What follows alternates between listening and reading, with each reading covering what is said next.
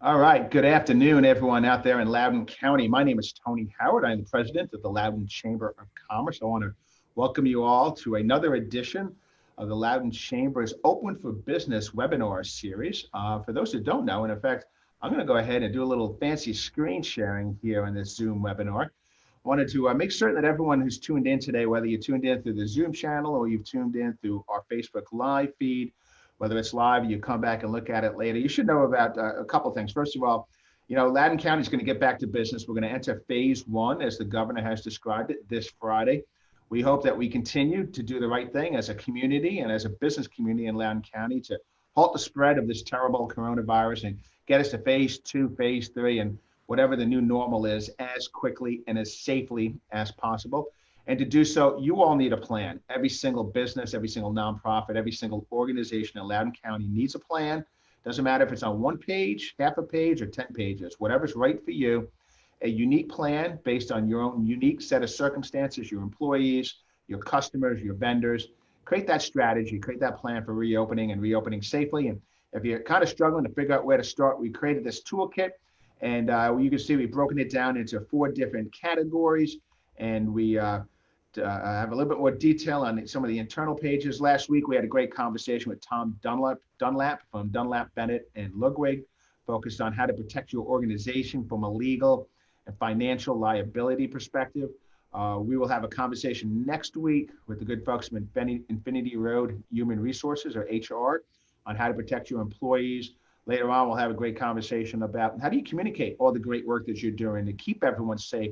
Whomever crosses the doors or the threshold into your place of business needs to have the confidence that you, the business owner and executive and leader, has their best interest, their health, their safety in mind, making that a top priority. And so that brings us to today's webinar workshop, and that's on protect your workplace, the actual space that you're in. And notice I didn't say office or restaurant or data center or brewery. Every single workplace is different. And you can even be a home-based business and have employees and customers and vendors come in there. So you need to make certain that you protected it in every way, shape, or form possible. And today we have an expert on this subject matter. That expert is Mr. David Hickey. Mr. Hickey is with Jenkins Restoration. I apologize, David. I tripped over my own tongue. Jenkins Restoration. David, thank you so much for taking time out of your busy schedule to join us this afternoon and to educate our Loudon Chamber membership on some of the things they can be doing to not only make certain they do a deep clean for that initial reopen, but what are some of the things they can be doing on an ongoing basis to make sure that things are as safe and as sanitized in this new normal that we call the COVID-19 pandemic. So David, thank you again, and the floor is yours, please. No, hey, seriously, thank you. I want to start off by thanking the Chamber for this opportunity, you, Tony, for grafting the butts, for both of your teams, for setting this up, for allowing this opportunity to happen. I got to tell you, I am so ready and so excited to open back up again. But first, let me talk about how we got started during coronavirus. Back in February, we were recognizing that this was going to be pretty serious. And so in March of this year, we hired an independent consulting firm, a hygienist firm, to come in and help us do a time study of our methodology, of our techniques, and of our equipment and of our capabilities. So we did a 2-hour time study. They watched everything that we did. They watched our techniques, and then they did a pre-test and a post-test. At the end of that, they determined that we passed with flying colors. Everything was fine. CDC compliance, WHO compliance. So we knew that we had the right capabilities. And just like the conversation today about the preparation and the understanding on how to do it, as you can imagine, we had decontamination events before this whole thing started, but they were one-off events. We now had to say, is our technique scalable to the overall county and the overall environment? This clearly changed the way that we do business, and several essential businesses continue to do business, never closing down. But the customers and the communities that we serve, obviously it was a change of their world too. So we had to determine, and we had to figure out and plan how to go ahead and do that. So how does all of that backstory relate to today's conversation? What we recommend are really 3 things that are critical and significant for you to open your businesses effectively, and more importantly, to keep your businesses open. It starts with preparation, then segmentation, and finally education. So preparation really is the strategy. What do we want to do? Well, it's the reason why we're on the phone today and on the call today. We want to open our businesses so that our communities feel safe coming back in, so that our staff feel safe coming back in. And we want to open our businesses effectively to make sure we maintain those open structures so that regardless of what may happen, we also are prepared for those strategic initiatives moving forward.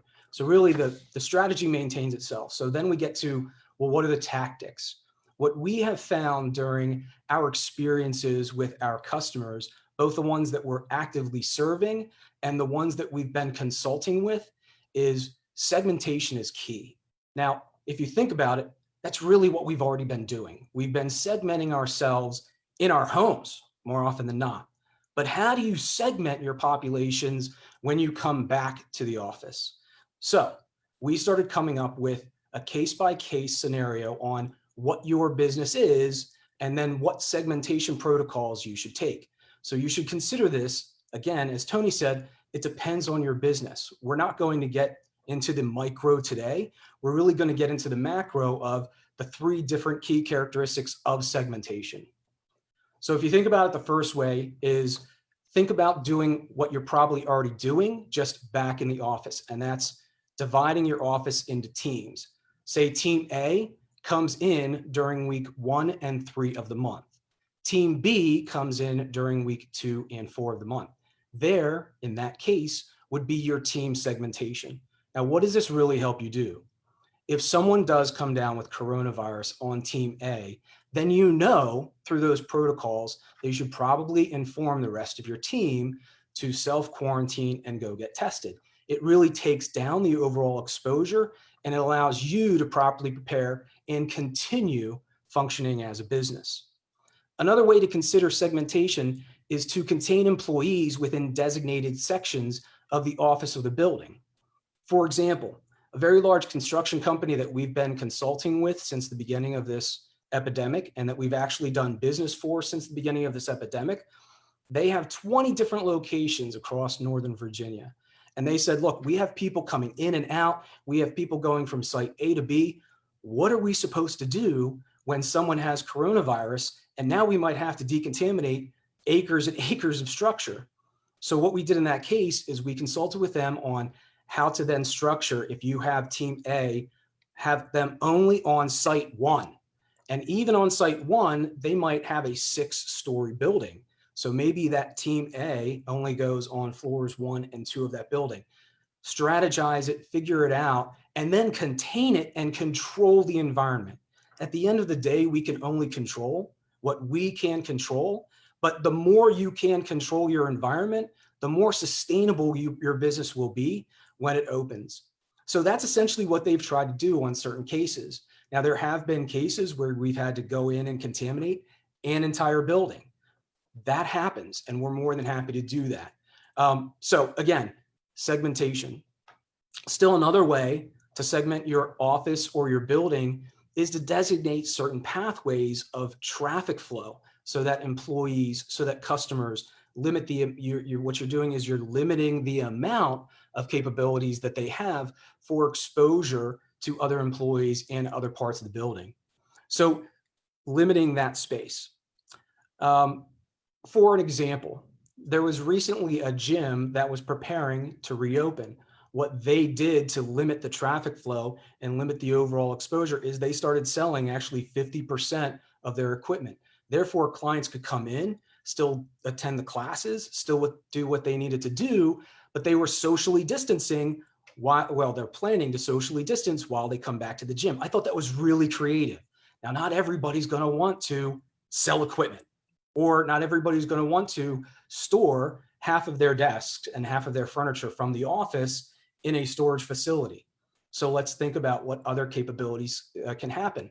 Some restaurants, you've probably heard, some buildings you've probably heard, have taped off or segmented certain desks and said, here's your designated new spot. Does this work? Does segmentation work? Well, let's look at a proven example. Some of you may have heard about Liberty University in this great state of Virginia. They've never shut down. Now, Their on-campus housing went from 10,000 to 1,100, but they segmented, they taped off desks, they did very strategic things, all in compliance with the state of Virginia. They haven't had one coronavirus case. So again, these processes, these practices, they work. So let's talk about decontamination. Let's talk about what decontamination is and what it isn't. Decontamination is the removal of bacteria and viral contaminants in the air and on the surface. So if a company comes in and decontaminates with a fogger, the story I typically provide, it's different than cleaning. A decontamination, let's say that you have a dust bunny in the corner. A decontamination event, there would still be a dust bunny in the corner, but that dust bunny would be free of bacteria and viral contaminants. Now, what Tony mentioned earlier is a deep cleaning of your office prior to reopening. Now, that might be a decontamination event. However, you could also go in there with Lysol wipes or some other cleaner and wipe down all the flat surfaces. That could be a way for you to properly prepare and open up your building. So let's talk about that, because there's a lot of questions about that. So I know there's a question and answer session towards the end, but one of your questions might be, what do I have to decontaminate? The building's been empty for 2 months. And you're exactly correct. I'm not trying to tell you that you need to have a decontamination event or a deep cleaning event prior to you walking in there. You're right. It's been empty for 2 months. But then comes the education. There's always that opportunity for you to properly educate your staff and properly explain that to your staff. And you might have a very good rapport with your staff and your customer base that they understand that.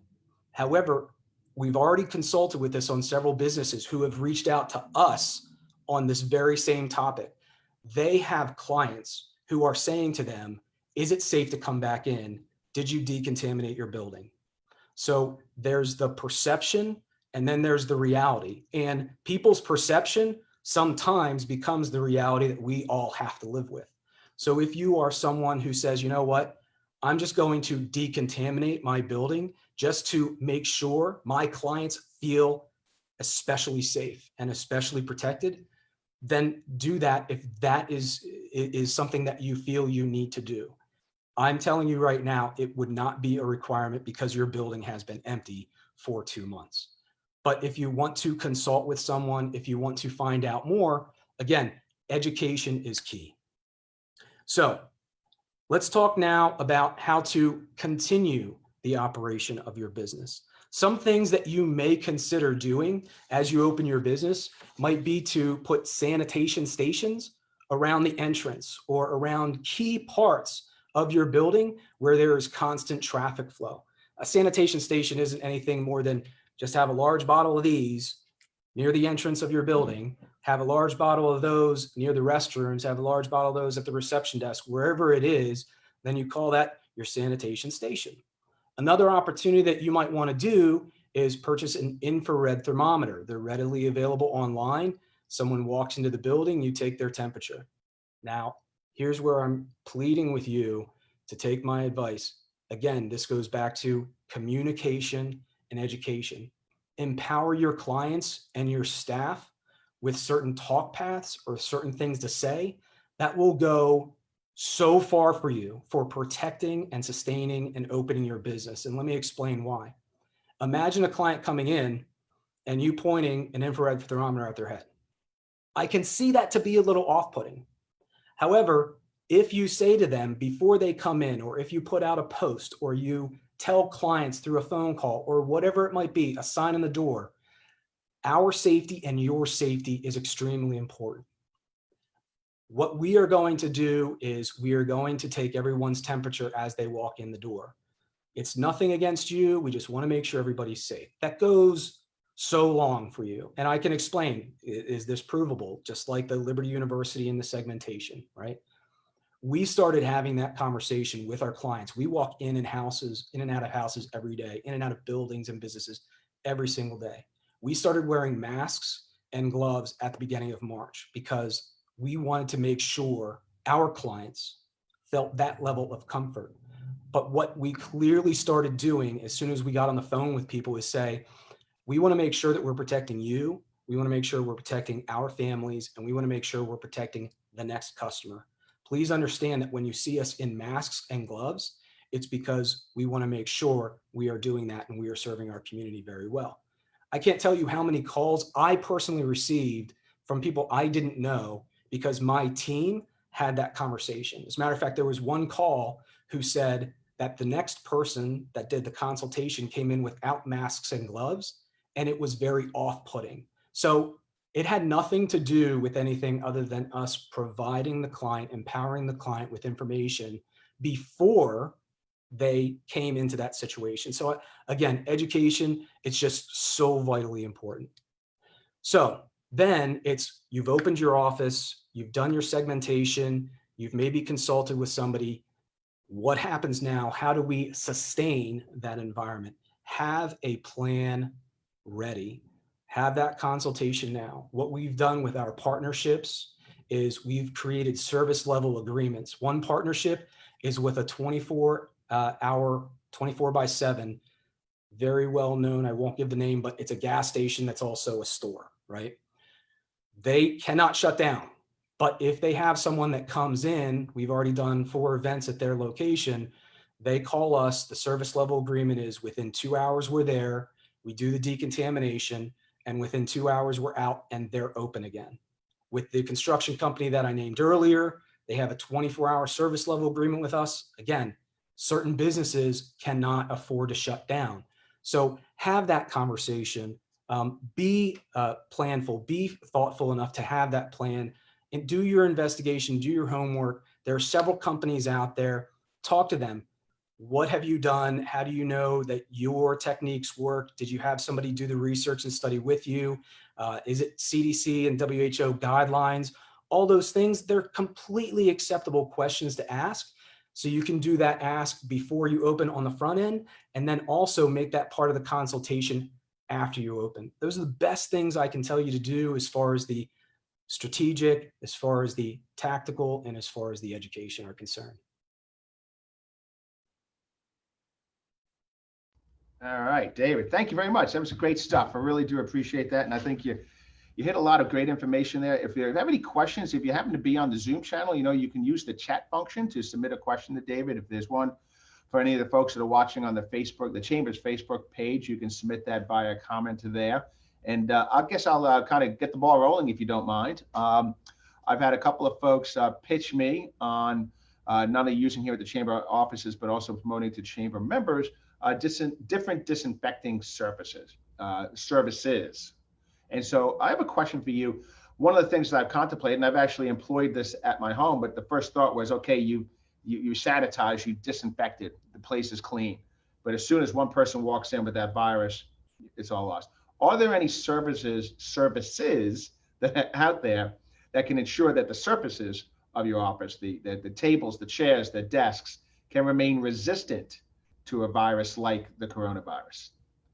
No, from everything that we've read, from everything that we've done as far as consultations are concerned, and that's a great question. So many times we've been asked, hey, how long does this last?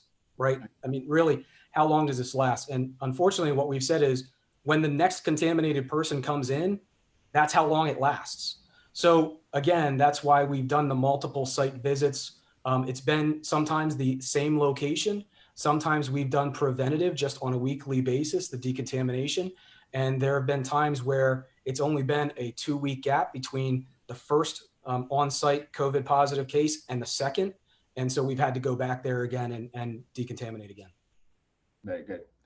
All right. So, if you are a business with a fairly high traffic, customer traffic location, what's the rule of thumb on how often they should be decontaminating, disinfecting during a situation like this, and perhaps during normal times, because the coronavirus does act a lot like the flu virus. There's a couple of different hallmarks of coronavirus versus a typical flu virus, but it acts quite a bit. It tends to be seasonal. That's their belief. There's no vaccine for it. That's clearly true. And so what would be a typical sort of rotation that folks should, in a high traffic, take a lot of, it could be a restaurant, it could be a brewery, a winery, a store, places that or actually dependent on customers coming through that door on a quite frequent, regular basis. How often should they be thinking about doing this? Is it a weekly? Is it monthly? Is it quarterly? Is it somewhere in between? Or No, is it so unique you have to talk to them first? no, what I was saying earlier, as far as the segmentation is concerned, goes to that point. If you can wipe down your surfaces with a disinfectant, and again, there are certain disinfectants, they'll say right on the bottle, coronavirus. So make sure the disinfectant does cover that. There are certain disinfectants that don't. If you can create a regular rotation throughout the day to wipe down those high traffic surfaces, that would be my recommendation during this time. Fortunately, they believe that coronavirus may go down during the summer months, right? So outdoor surfaces probably won't need as much, but if you have a restaurant per se with outdoor seating, then I would definitely recommend wiping down those surfaces with a decontaminant, a disinfectant that impacts coronavirus. Okay, very good. And we do have one last question. And again, David, thank you so much for your time. This is really great information you provided here. So, how consistent is the services that Jenkins Restoration provides is in terms of being consistent with guidance that is disseminated by Centers for Disease Control and Prevention, from OSHA, from Departments of Labor at both the state and the federal level? Do you all look very closely at that type of guidance to say, okay, we need to customize our service offering? Or do you say, you know what, we're going to go above and beyond that because we have certain expertise here and we think we can do a better job than what that might be if it's considered to be, say, the bare minimum? We try and stay ahead of that. Now, obviously, some of the protocols have changed from the CDC since the beginning of this, and we are constantly monitoring the current protocols. And I'll give you an example of that. What we are learning with the latest from the CDC, and this is a great conversation to talk to everybody about, is the latency period versus the contamination period.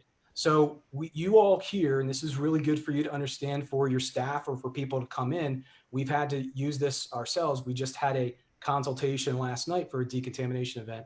You need to understand that if someone was in contact with a person a week ago and they say, hey, I wasn't feeling good starting Saturday, and so I got tested on Monday and I have a positive coronavirus. Okay, so start counting backwards from the time they weren't feeling well. And the current findings, the current belief, the current strategy from the CDC is 3 to 4 days prior to that period, they were in their contamination period. So they could have had coronavirus for 7 more days before that. That's considered the latency period. So if you had someone, we had this story, someone called us and said, I was in contact with my sister last Tuesday. Well, she didn't start feeling well later on, so she was not in the contagious period. So after fully vetting where they were and what they did, we determined they did go get tested and they were negative, but we determined that they would have been out of the contagious period anyway. But we still said, you know what, go get tested. We take the overarching, we're going to be overprotective during these things because, again, in our case, we're in and out of so many different businesses and houses. Again, determine that for yourself and your business and for your staff and for your clients. But, if you have questions, I would say call someone who is always up to date with CDC guidelines. That's a great question because, Tony, it does get confusing. I mean, the February story is not the same as the March story, is not the same as the May story from the CDC, right? No, that's true. I mean, in fact, we just heard from the governor yesterday. It's going to be a requirement. There's some question as to how they enforce it, that in all public indoor spaces that you must wear a mask, which had not been a requirement for the first part of this, right? They've been strongly encouraged, to say the least, but now it's a requirement. So you're right, it's a fluid situation. I'm not necessarily knocking the governor or anyone else for any of the requirements they have in place and when they had it in place. The bottom line is it is very fluid, it changes, and you should stay on top of it. And David, thank you very much for your time today. This is great content. Folks, really take advantage of this opportunity. And David, can they go to a Jenkins Restoration website for any additional resources on these questions? Yeah, they can call the number Jenkins Restorations Sterling. It'll come right up. They can call me. Can I throw my phone number out there? Yeah, go right ahead. So my direct line, my cell phone is 610 742-8558. Feel free to give me a call. Go to the website. You can get to me through the website as well. I'm really big on LinkedIn and through the chamber. Again, thank you so much. I've been so impressed with the opportunities the chamber has offered and just the experiences that I've had this past year and this one too. It's just been fantastic. Great, David. Thank you so much. And as David mentioned before, and I think I'd also reference this, this is a fluid information. Things do change quickly. And so when you go to loudonchamber.org/open for business, all of the links you see under essential resources are linked in real time to federal, to state, to national industry organizations. And as they update that information online, it is automatically updated here in your toolkit. So you don't have to worry about whether this is the February information, March, April, or May. It is today's information in almost all of these cases. You'll also find that, and we're going to start building this out just a little bit more, but we have started a listing of local providers of personal protective equipment and cleaning supplies. I will warn you right now, you already know this if you've been in the market for these things. Some of them are harder to come by than not. Place your orders today.